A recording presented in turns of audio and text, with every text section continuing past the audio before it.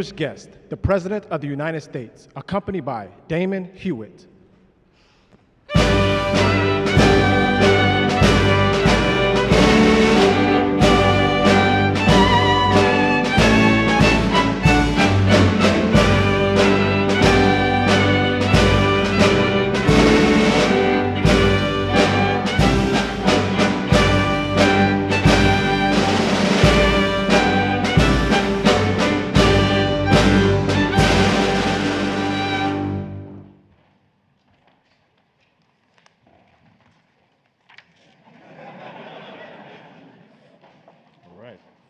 Don't you all look good?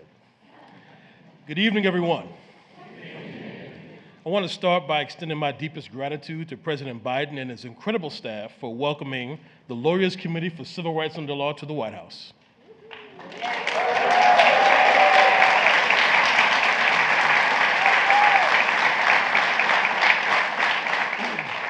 I also want to thank all of you for joining us here tonight, our board members, our incredible staff members, lawyers, advocates, strategists, our friends from the administration and from Congress. We also have several former Lawyers Committee executive directors here in the room tonight, including recently, I won't say retired, but recently stepped down from the bench, Judge David Tatel. Thank you for joining us.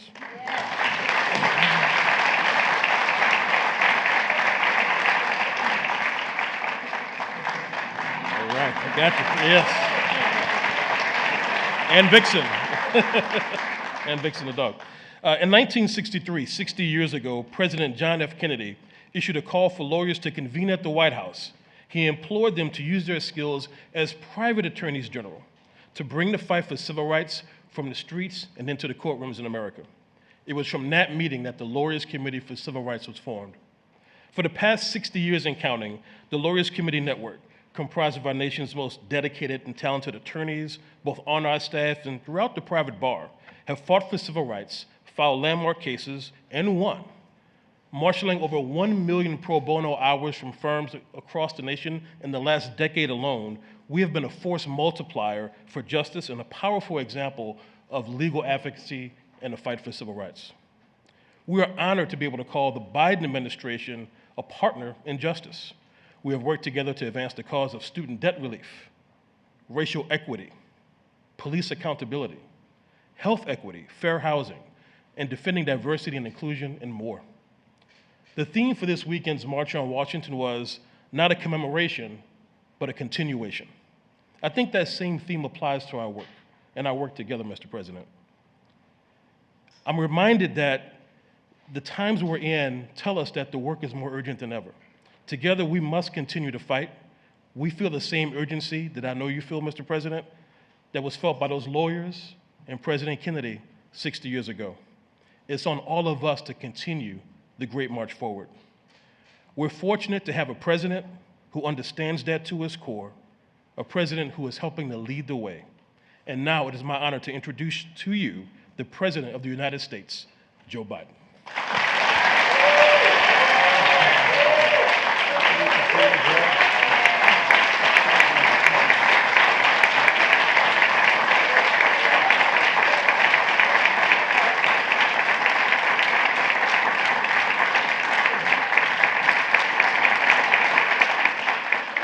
Mr. President, thank you. Thank you, thank you, thank you. Please have a seat. Judge, what's the dog's name? Vixen. Vixen. Well, I tell you what, I got a German Shepherd upstairs. His name is Commander. They'd get along well. They'd get along well.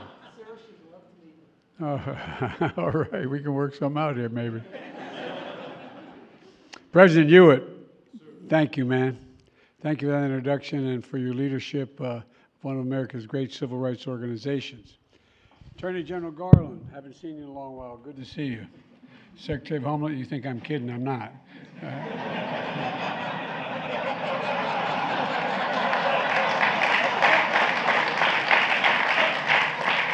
Secretary of Homeland Security, a guy who took the job.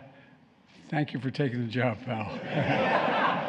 Members of Congress, I'm looking around. Where are the members? Any members of Congress here? Stand up if you are. Oh, they're right in front of me, man. Members and supporters of the Lawyers Committee on Civil Rights under the Law, including the former president and current Assistant Attorney General of Civil Rights, Christine Clark. Christine.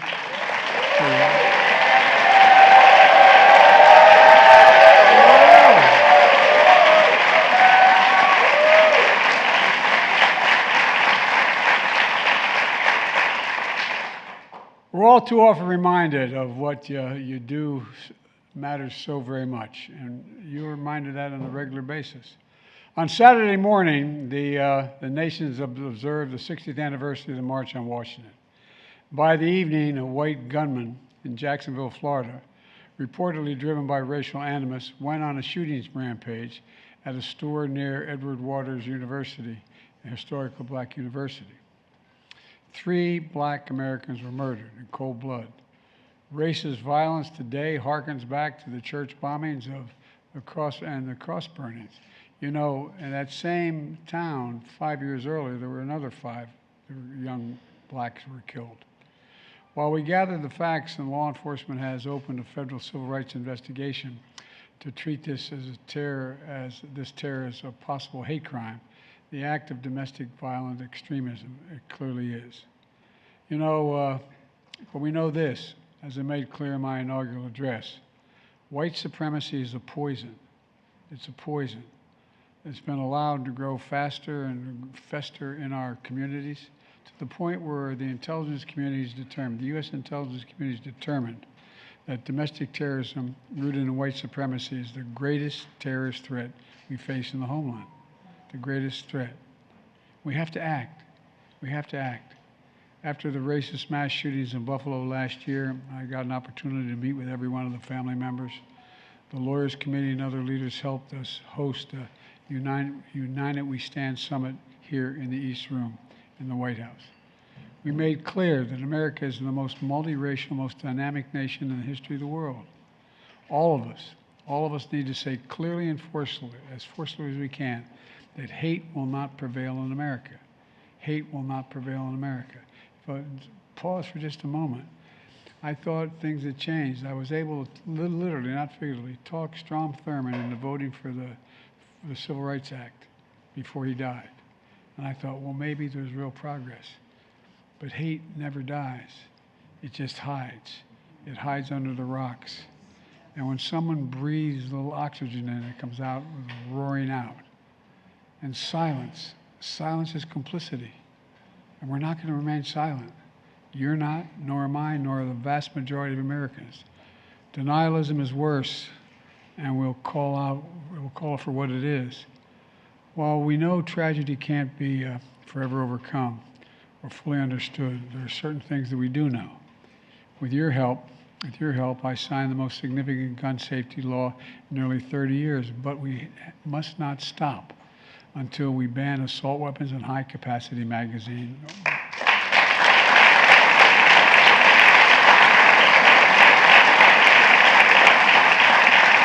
We're going to do that once, and we'll do it again.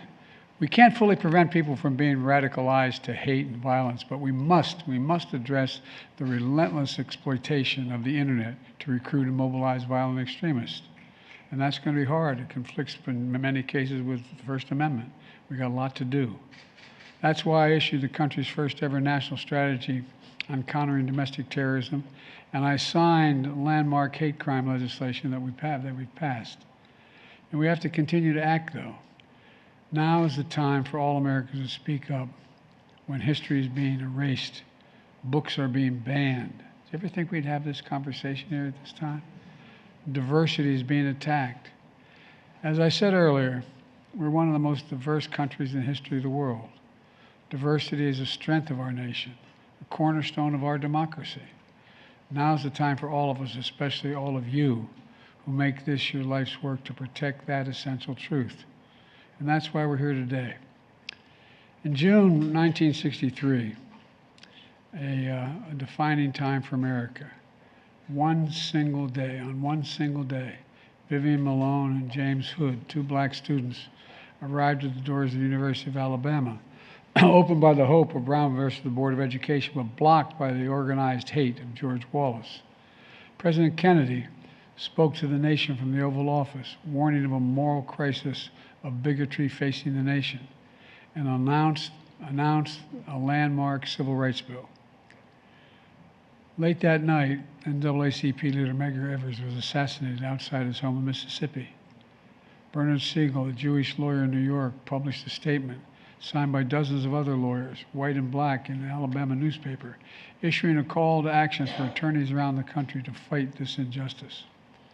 By the end of June, more than 200 lawyers of different races from all across America were invited to the White House to strategize in this very room.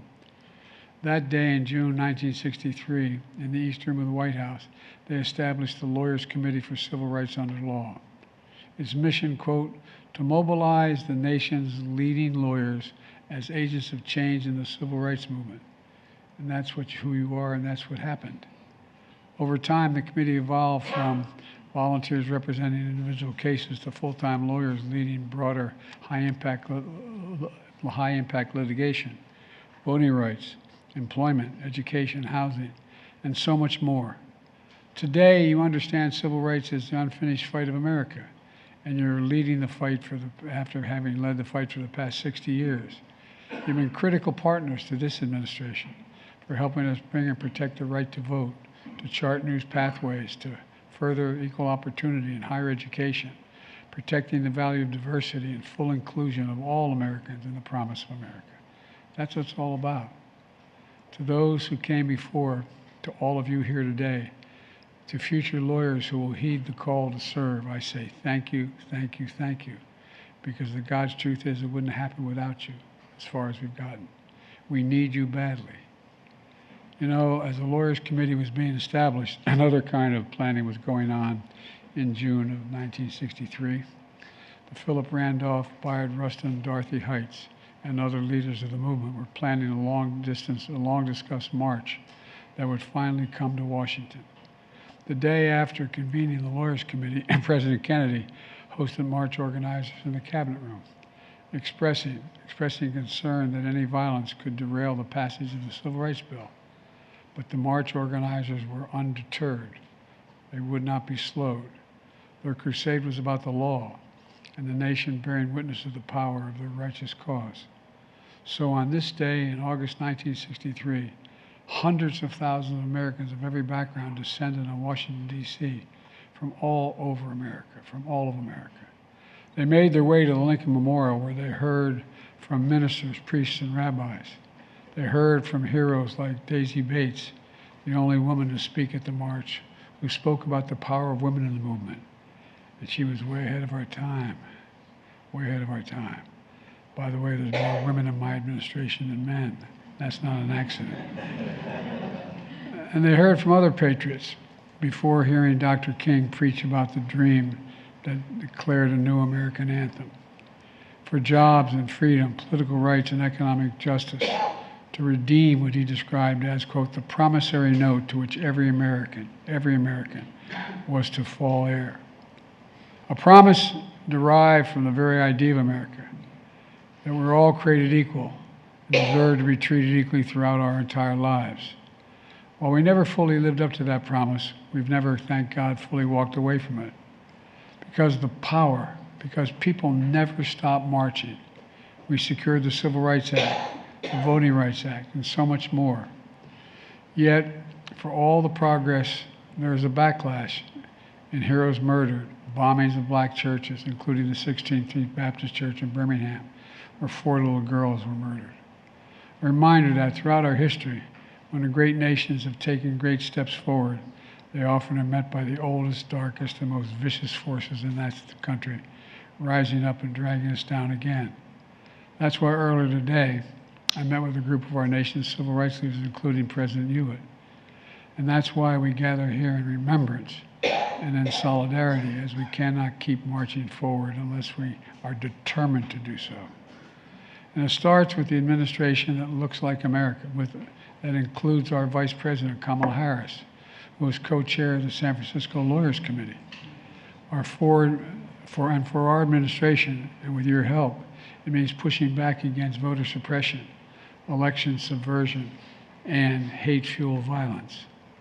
It means when police reform is blocked in Congress, We worked together in the civil rights leader's family and law enforcement, enabling me to sign the most sweeping executive order on police reform ever as we keep pushing for Congress to act, and we cannot give up until they pass the John Lewis legislation.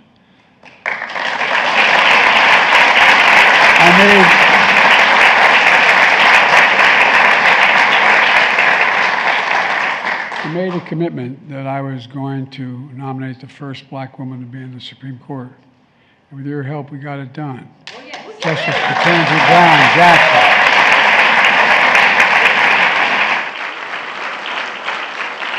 Jackson. You know, my daughter would say, everybody's going to be surprised she's smarter than those guys. She is brilliant. In addition, we appointed more black women to the federal courts, circuit courts, than any other president. Matter of fact, than every other president combined in American history.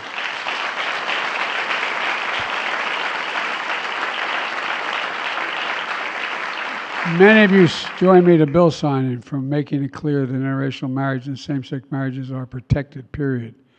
Making Juneteenth a federal holiday to mark when the last enslaved people of America were finally freed. Progress means a fundamental break with the trickle-down economics that promised prosperity for all, but failed Americans, especially black Americans, for so many decades. Kamala and I came to office determined to change our economics, determined to change it in the ways that it has been over the last several decades.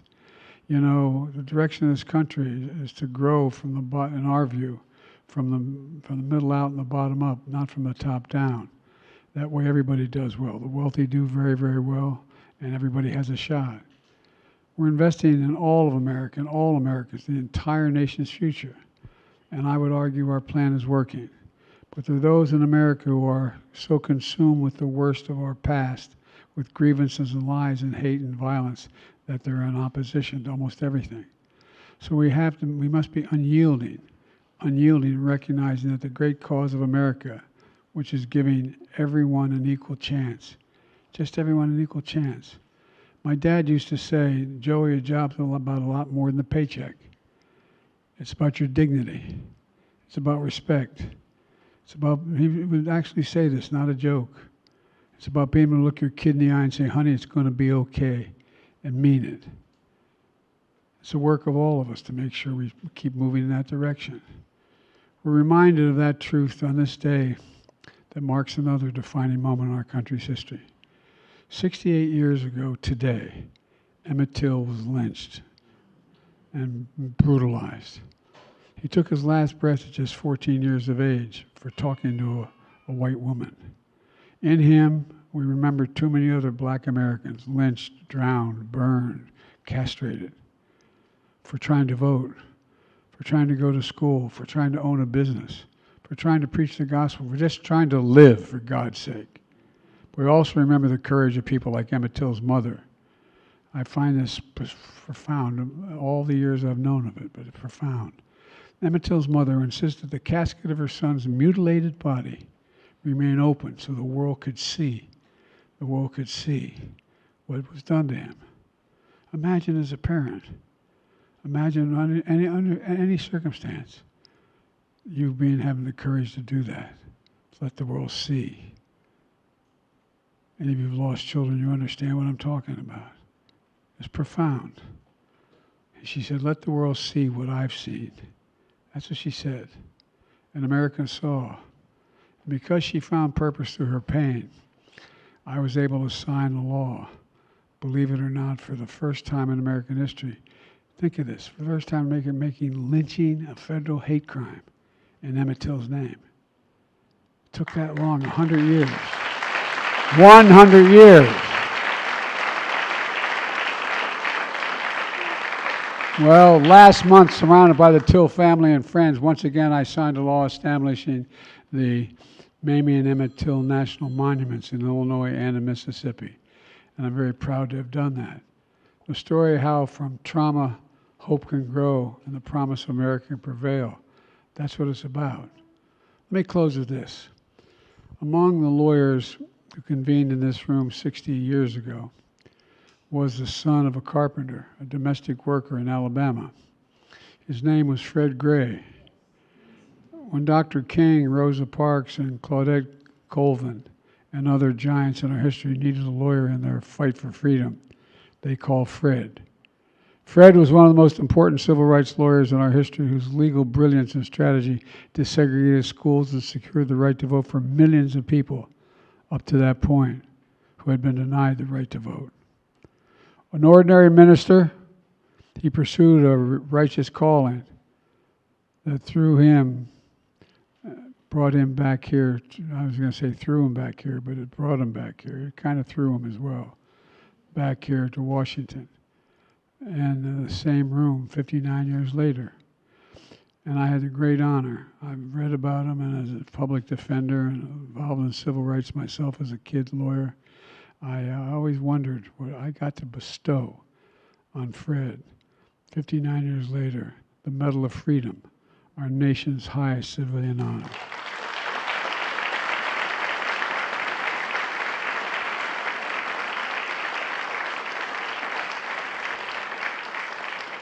Remarkable man who also mentioned the youngest speaker at the March on Washington and future Congressman, John Lewis, who became a friend.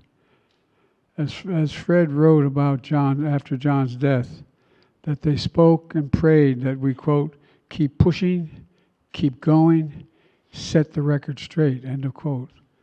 That's a defining moment of our time. This is our charge. Keep pushing. Keep going. Set the record straight. I know we can.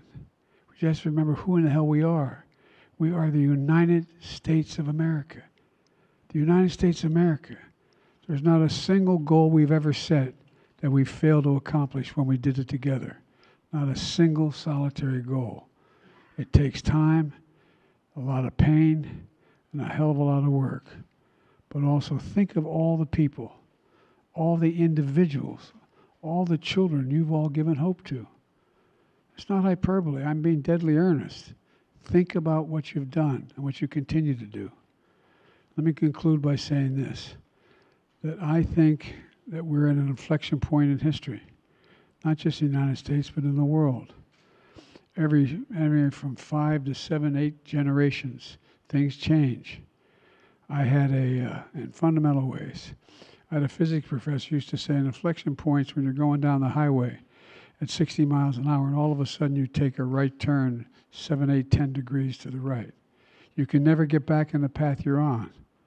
And you have a whole new outline, a whole new destination. You're not sure where it is. You got to adjust to it.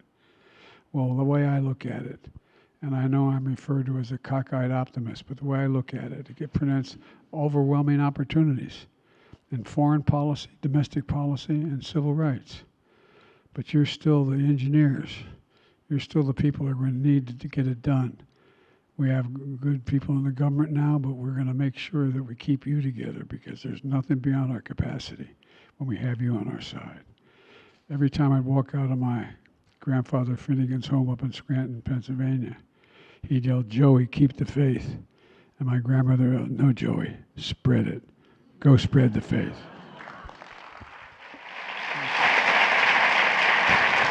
Distinguished guests, please remain in your seats as the President departs.